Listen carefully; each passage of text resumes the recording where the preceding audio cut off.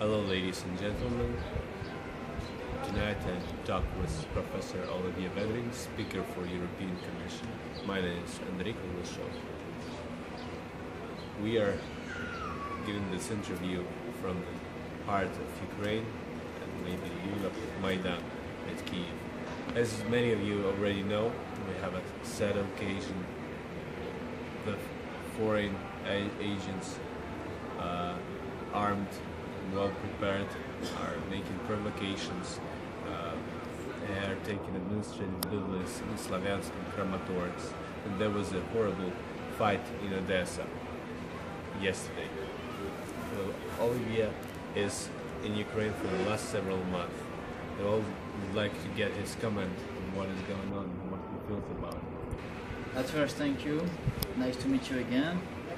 Oh, like all the citizens of Ukraine, I feel sad because what's happened yesterday is very awful, and what's happened in the eastern part of Ukraine is awful also. And really, we have to end this division of Ukraine. Because this division is not good for Ukraine and not for the citizens of Ukraine. And as you said, we have several foreign special agents in the eastern part of Ukraine, and they did and they do everything to divide Ukraine and to, what can I say, to stop the process of the presidential elections. Then now the Ukrainian army is in Slavyansk, and yesterday the people of Odessa fight for a united Ukraine, but Ukraine lost a lot of people in those fights. And that's really awful. That's true. What is international reaction? What people in Europe think and say, and what they will act? The people in Europe, I gave some interview yesterday and today for French media, and they are a little bit terrified about what's happened. They really don't understand why Putin wants to do that, because now in the French media we talk about this is the result of Putin policy. And yesterday President Obama and Angela Merkel talked about a new step of sanctions against Russia and Putin administration.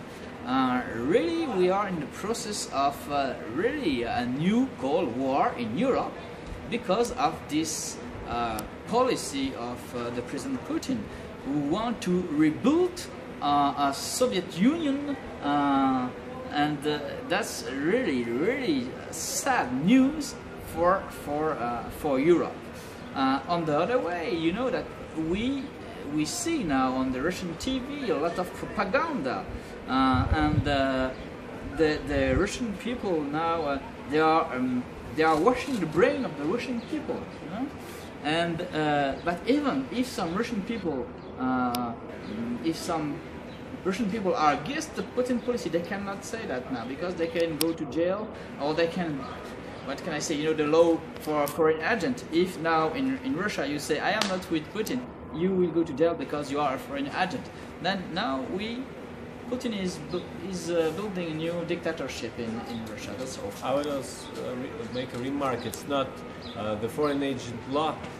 It doesn't really mean that you cannot say that you're against Putin. You can say it on your kitchen, but you cannot say it really on TV, for example. Yes, on TV, and you cannot make any organizations that will act in political domain. Yeah. So there will be no alternative beside Putin. That's what is their strategy, to maintain power, to prove people that no one but Putin can rule Russia. Otherwise, all foreigners will. It's like no Putin, Armageddon next day.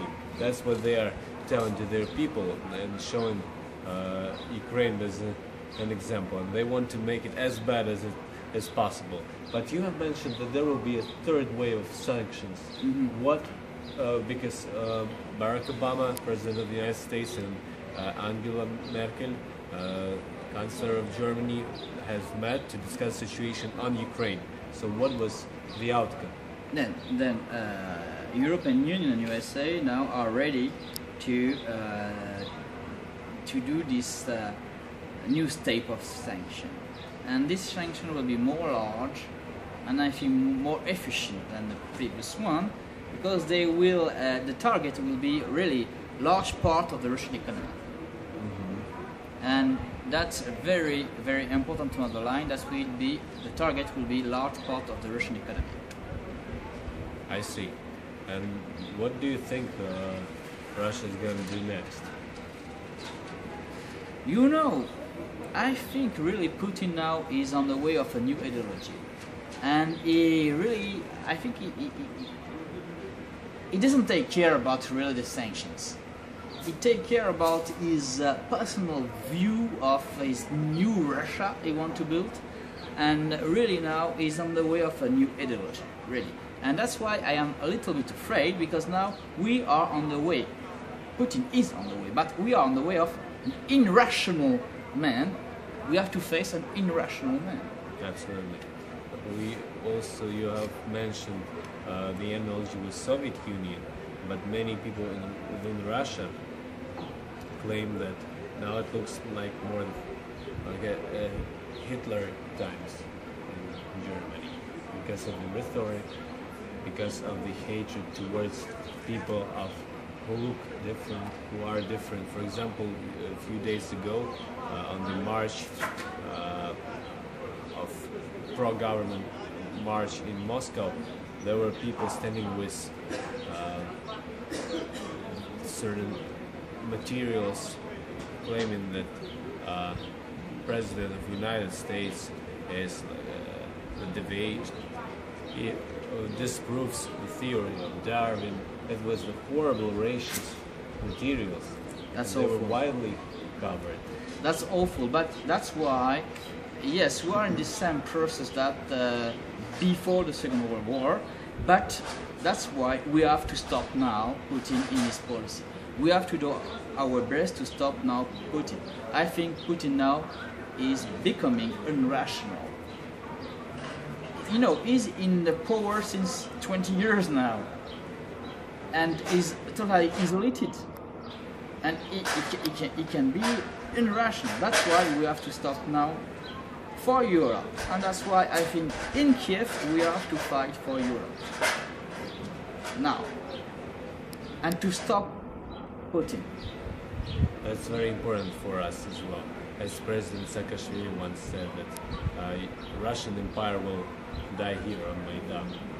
We really need to make this work, because we will liberate by that so many Russian people. Yes. There are many different Russians who are against Putin, but many. their voice is not heard, and nobody asks them whether they want war or not. They are trying to raise their voice, but the active and militant minority who pretends to be majority and shows that it is majority, overwhelming majority, tries to oppress them. What would you suggest as our friend, as the one who was with us in the difficult times, to us as the people of Ukraine and to our government? What steps should we take? Now? Yes. Fight for Ukraine. Fight for the unity of Ukraine. Fight for united Ukraine. This is the only way. You have to fight. You have to fight. Yes, Maidan is the beginning of a new Europe. A large Europe include Russia, but a Europe for democracy. On Maidan, we know we have some Russian friends on Maidan. We have some Russian leader of opposition who are in favor of Maidan. We have to fight with everyone against a system, a post-Soviet system, and the leader of this post-Soviet system is Putin. Thank you. Thank you, friend.